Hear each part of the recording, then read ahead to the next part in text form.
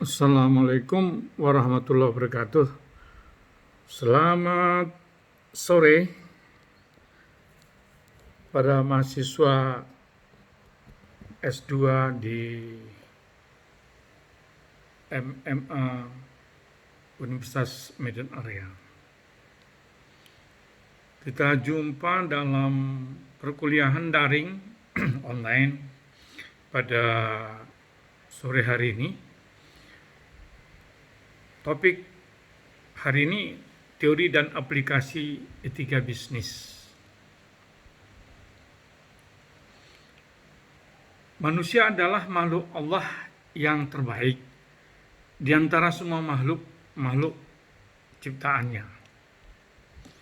Pada manusialah terletak dimensi rohani dan jasmani dengan kelengkapan akal, naluri, emosi, dan hidayah sebagai bagian dari amanah Sang Pencipta. Karena itu, hanya makhluk inilah yang mendapatkan amanah untuk menjadi khalifah di bumi.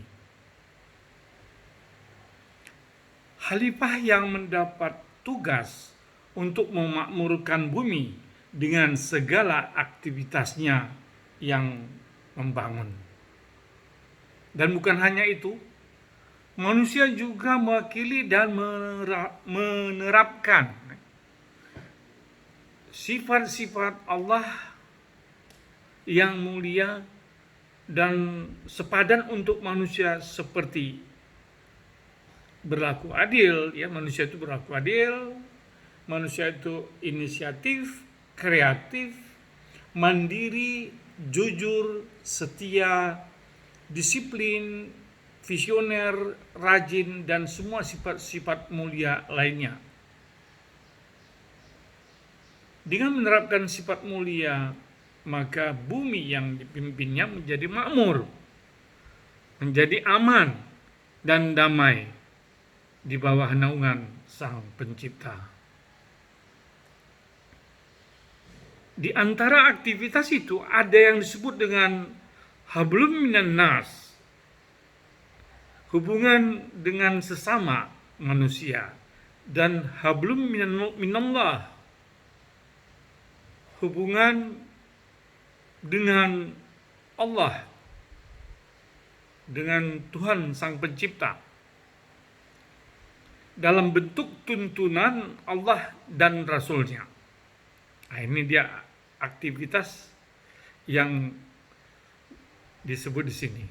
Dan semua aktivitas manusia hendaknya bermuara pada satu tujuan, yaitu mencapai ridho Allah Subhanahu wa taala dan kebahagiaan di dunia dan di akhirat kelak.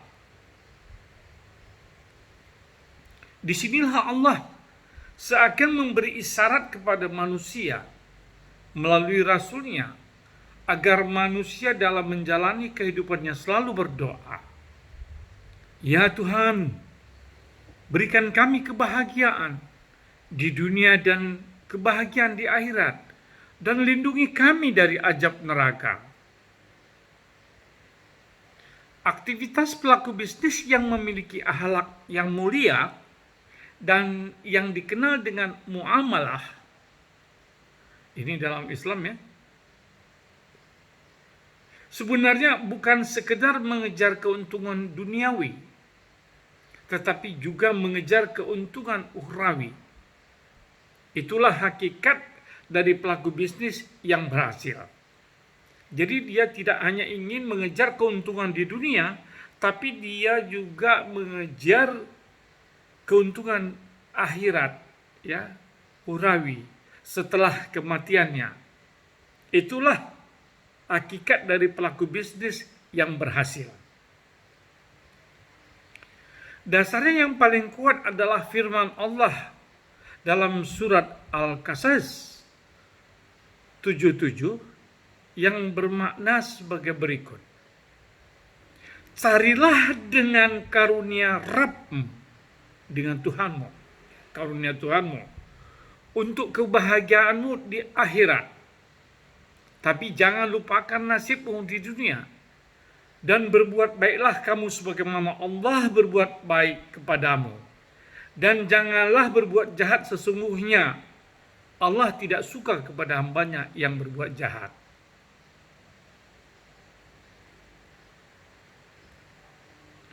Berdasarkan pernyataan Allah tersebut, maka pelaku bisnis dalam perilakunya akan selalu bersandar pada tujuan utama, yaitu keseimbangan, equilibrium, untuk mencapai kebahagiaan dunia dan kebahagiaan akhirat.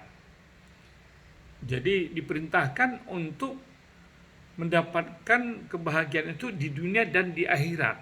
Ada keseimbangan antara keduanya. Adapun etika bisnis Islam dalam aplikasinya membutuhkan akhlak yang mulia, bercirikan bisnis yang memenuhi syarat. Yang pertama, bebas dari hurur, penipuan, bebas dari penipuan.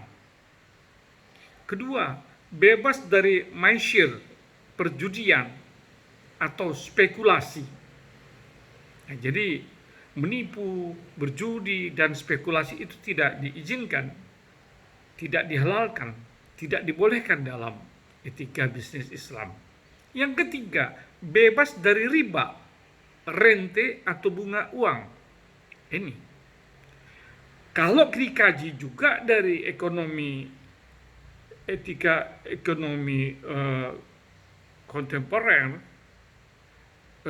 ekonomi tradisional, ya, ini juga riba juga tidak dianjurkan, ya. Kalau kita meninjau kepada pemikiran ahli-ahli ekonom di awal-awal dahulu, ya, mereka mengatakan jangan riba, diharamkan itu riba. Itu oleh ahli ekonomi, dan suara-suara dari gereja juga mengatakan seperti itu, dari Nasrani, ya. Kemudian yang keempat, bebas dari riswah ataupun suap atau penyuapan. Kelima, bebas dari produk haram. Dan yang keenam, bebas dari kemudaratan dan kemaksiatan. Jadi harus bebas dari kemaksiatan, kemudaratan. Karena itu siapapun yang melakukan bisnis, baik itu sebagai produsen, konsumen, maupun distributor, atau siapa saja yang berbisnis, harus bebas dari 6 maksiat tersebut. Dan bertanggung jawab kepada Tuhan yang Maha Esa. Nah, ini Islam menekankan itu, mengutamakan pertanggungjawaban kepada Tuhan yang Maha Esa, yang Maha Kuasa. Yang kedua, bertanggung jawab kepada masyarakat selaku sosial, ya, secara pertanggungjawaban sosial. Kemudian bertanggung jawab kepada lingkungan, alam semesta. Jadi tidak ada perusakan alam, tidak ada penyalahgunaan alam. Etika ini menekankan kepada ada tanggung jawab terhadap lingkungan. Kemudian pula bertanggung jawab kepada negara, kepada pemerintah. Mungkin berupa, ya, ketentuan pajak,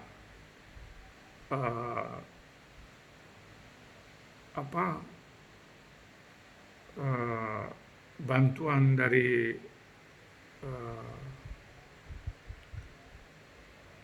bantuan seperti zakat itu, CSR, ya, dan lain sebagainya. Jadi mengikut ketentuan-ketentuan kepada pemerintah. Itulah sebagai awal dari perkuliahan sore ini, dan akan kita lanjutkan dengan filosofi etika bisnis dan pro kontra penerapannya. Selamat sore, kita rehat dulu.